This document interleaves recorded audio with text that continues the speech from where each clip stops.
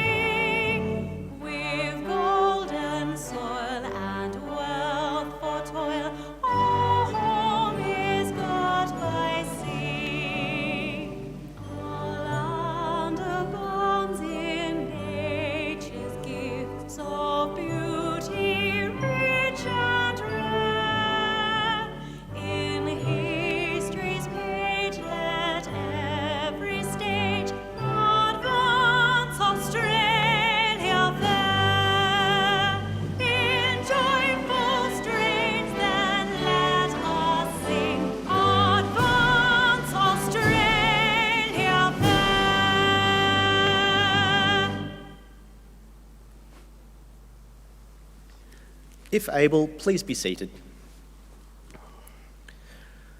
The Australian War Memorial was the vision of Charles Bean, Australia's First World War official historian. Bean landed with the Australian troops on Gallipoli and stayed with them at the front through to the end of the war. The idea of this national memorial and museum came to him at Pozières, France, in the depths of the bloody fighting of 1916. Bean's idea was that this would be a place where family and friends could mourn loved ones buried in faraway places. It would also be a place that could help all Australians understand what these men and women had endured and what they had done for us. Bean's vision, to which we remain true, is best expressed as inscribed in the entrance to the memorial's galleries. Here is their spirit, in the heart of the land they loved, and here we guard the record which they themselves made. Tonight, we'll read the story behind just one of those on the Roll of Honour, which lists the names of more than 103,000 men and women who have given their lives for us in war and on operations for more than a century. But first, we present a lament, Flowers of the Forest. Wreaths or floral tributes will now be laid at the base of the Pool of Reflection.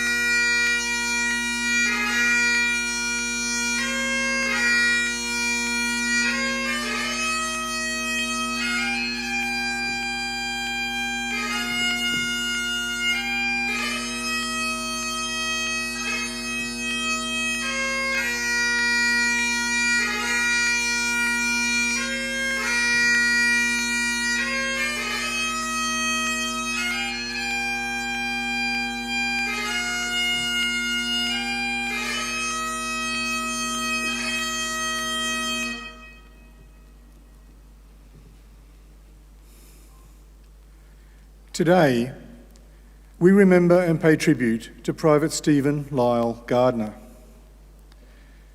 Stephen Gardner was born on the 6th of October 1918 in Brunswick Heads, a seaside town on the north coast of New South Wales. He grew up there alongside his brothers, Ray and George, became a member of the Brunswick Heads Surf Club and attended Mullumbimby State School before going on to work as a printer on the Northern Star, the Mullumbimby Star and the Kyogle Examiner. On the 1st of July 1941, Gardner enlisted in the 2nd Australian Imperial Force. Allotted to the 2nd 30th Battalion, by the end of the month he had already left Australia, embarking at Sydney, bound for Singapore amid fears of a Japanese invasion. Arriving in August, Gardner came down with a case of the mumps, but was back in action with his unit within a fortnight. Just before midnight on the 7th of December, Japanese forces landed at Singora and Pattani in Thailand and Kota Bharu in northern Malaya. They fought against British and Indian troops until the 2nd 30th B Company ambushed the Japanese at Gamanche Bridge on the 14th of January 1942. The rest of the Australian battalion, located to the rear of this position, engaged the Japanese the next day. It was a brilliant ambush and the first AIF attack against the Japanese. While the 2nd 30th suffered 20 killed or missing, believed dead, and 58 wounded, the Japanese casualties were thought to be about 600 to 1,000. The battalion had fulfilled its task of acting as a shock absorber and inflicting as many casualties as possible before falling back. The 2nd 30th fought at Ayer Hitam and then in the defence of Singapore Island. However, they could not stop the Japanese, and on the 15th of February, the British commander on Singapore surrendered. After the surrender, the battalion was concentrated in Changi Jail, where they were used as labour for work parties, first in Singapore and then in other parts of Japan's Greater East Asia co-prosperity sphere. Gardner was to be part of F Force, one of the last labour forces to leave Changi in mid-April 1943. F Force consisted of 3,662 Australians and 3,400 British. Many were unwell before they left Singapore.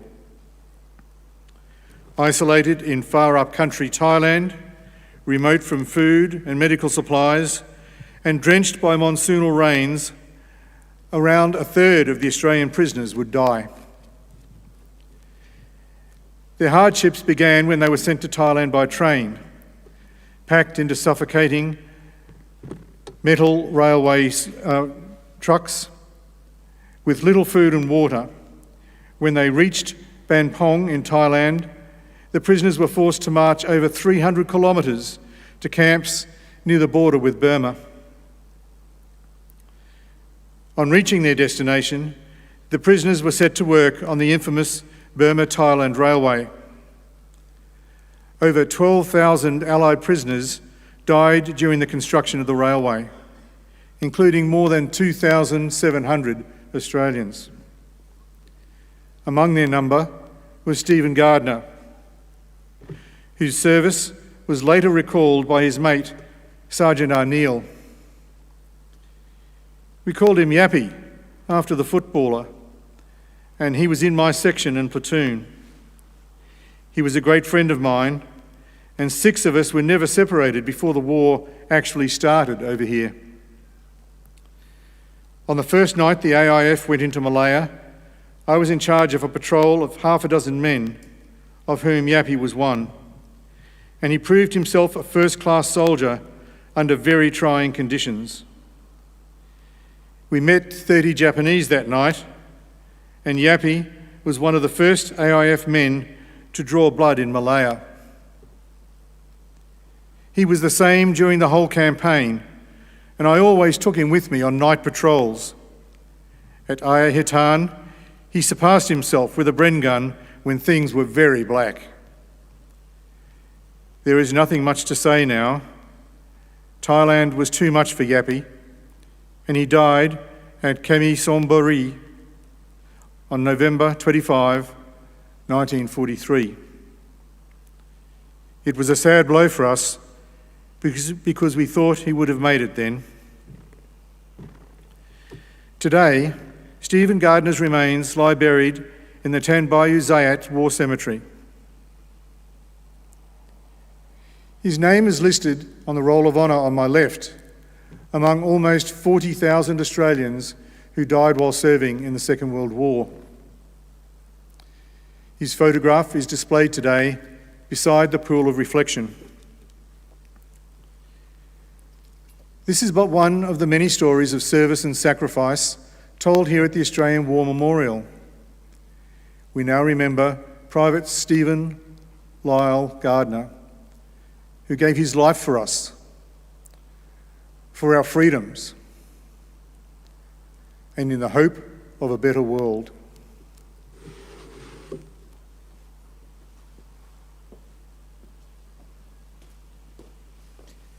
Please stand for the reading of the Ode and the sounding of the last post.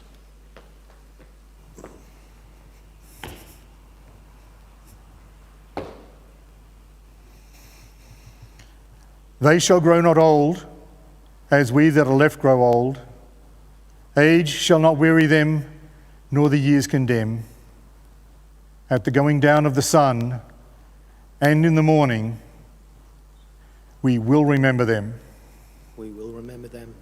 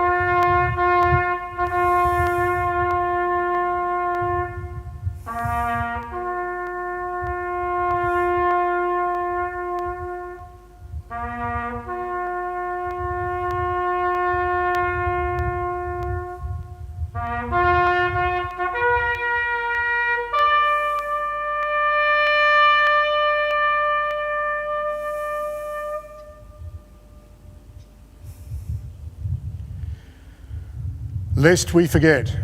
Lest we forget.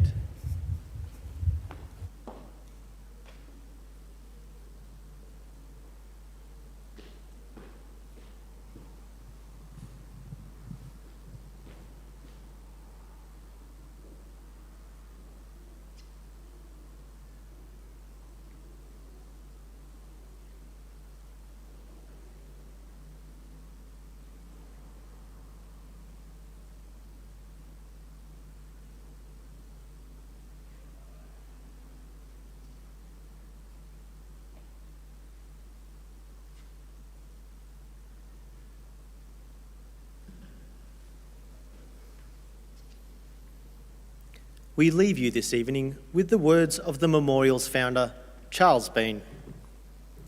Many a man lying out there at Poziere or in the low scrub at Gallipoli, with his poor, tired senses barely working through the fever of his brain, has thought in his last moments, well, it's over. But in Australia, they will be proud of this. Ladies and gentlemen, girls and boys, that concludes the last post ceremony. On behalf of the Director, staff and volunteers, thank you for visiting the Australian War Memorial today and for your continued support of the Memorials Development Project. We wish you all a very pleasant evening. Thank you.